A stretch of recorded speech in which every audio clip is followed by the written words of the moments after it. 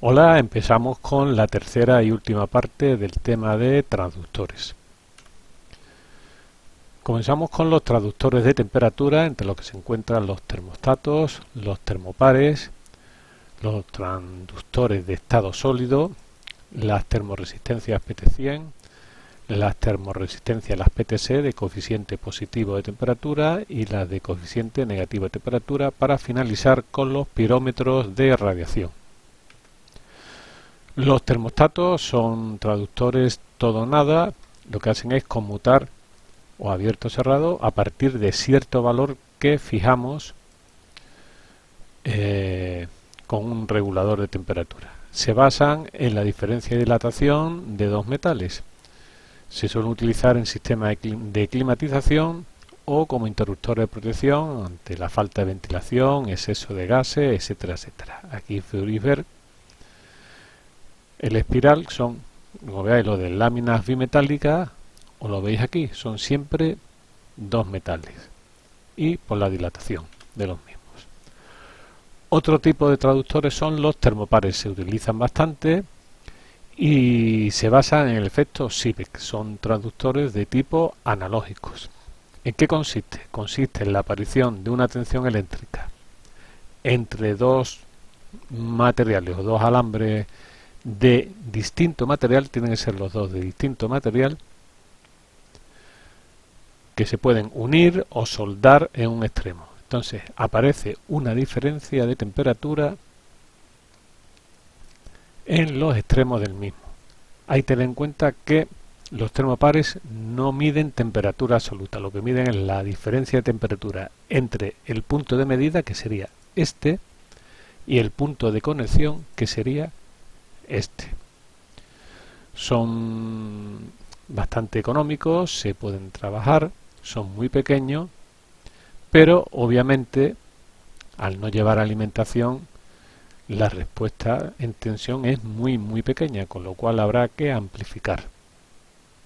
Aquí podéis ver varios tipos de construcción, la forma y en qué consistiría.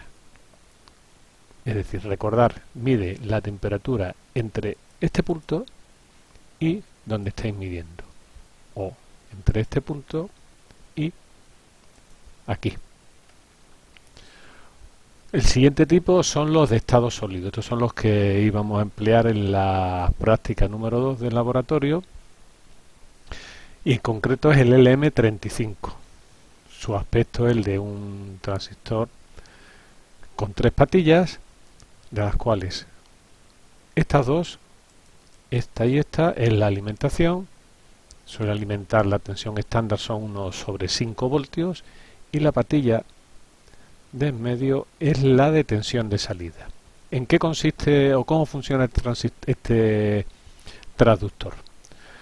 Tiene una salida que es lineal y que nos proporciona 10 milivoltios por grado centígrado. Es decir, lo alimentamos con 5 voltios y en la salida tendremos 10 milivoltios por grado centígrado. Quiere decir que si estamos midiendo 1,5 voltios, 1500 milivoltios, tendremos 150 grados. 250 milivoltios, 25 grados.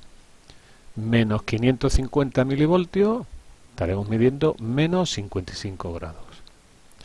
El rango de medida abarca desde los menos 55 hasta los más 150 grados centígrados y tiene una precisión de 1 grado centígrado. Es bastante cómodo, se utiliza en muchas aplicaciones de electrónica, los que se trabajan con microcontroladores, y es muy sencillo de montar y muy económico. A continuación, ya la hemos visto cuando vimos el tema de sistema de adquisición de datos, están las termoresistencias. La más usada es la PT100.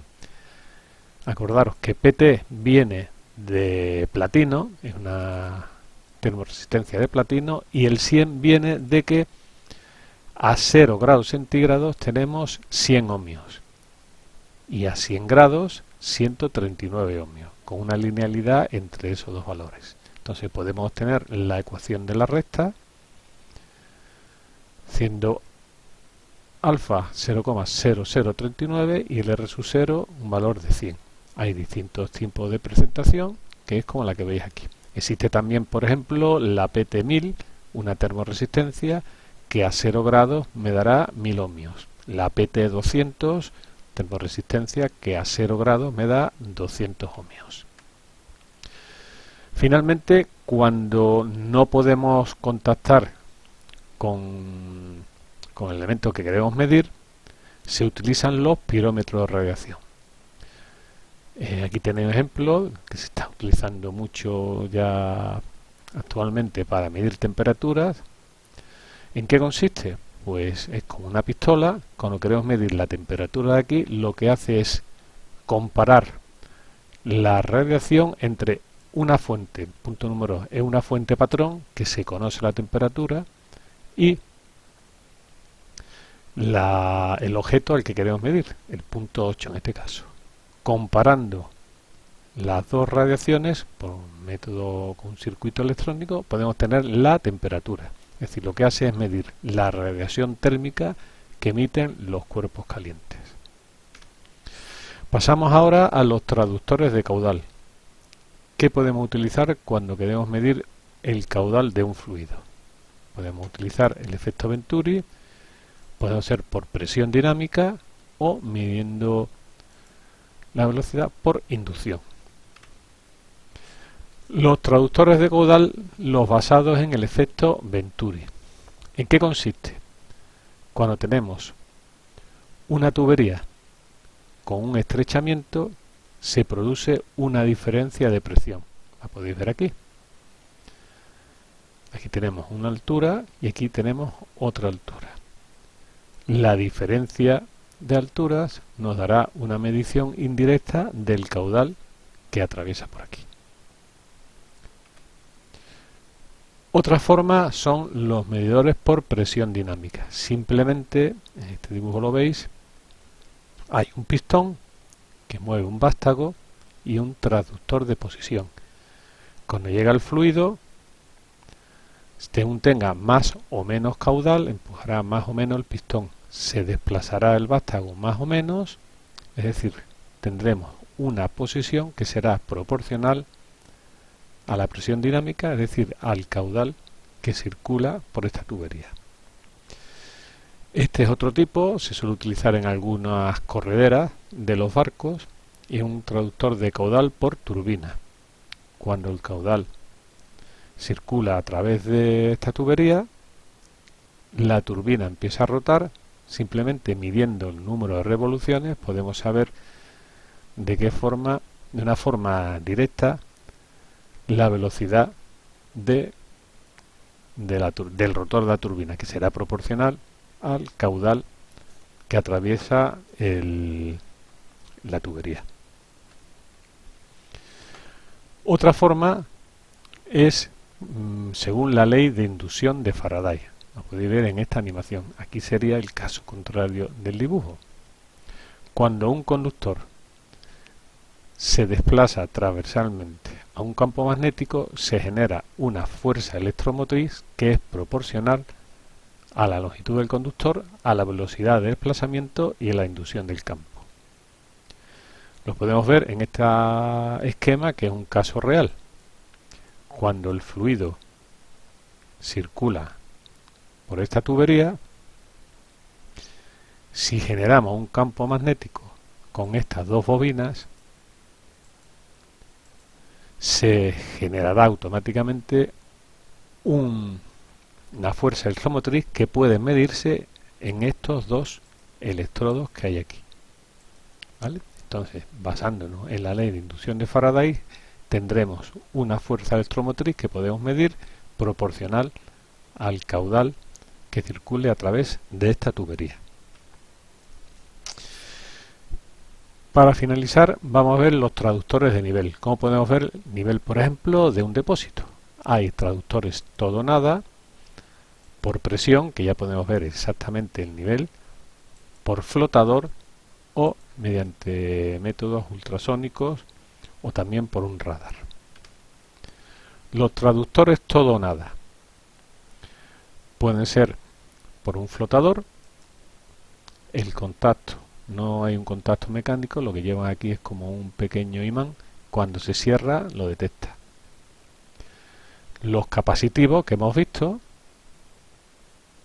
por métodos ópticos, emite luz, llevan una especie de lente, cuando llega el fluido, la luz ya se reparte por aquí y parte se reparte por aquí, entonces lo detecta el traductor. Hay por métodos conductivos o también por vibración. Estos son sensores en el que hay como una especie de diapasón que empieza a vibrar cuando llega el material, ya sea líquido o sólido, cambia la frecuencia de vibración, con lo cual detecta. Es parecido a uno inductivo o a un capacitivo de los que vimos en la segunda parte de este tema.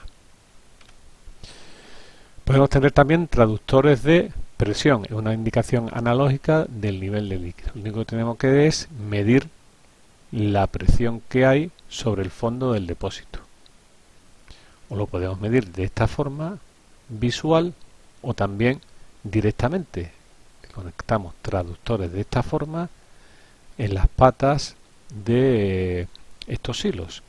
Para medir el nivel del silo, simplemente lo que sabemos el peso del silo en vacío, y entonces vamos midiendo el peso en estas cuatro patas con traductores de este tipo y podemos ver la altura o el nivel del depósito que hay ahí.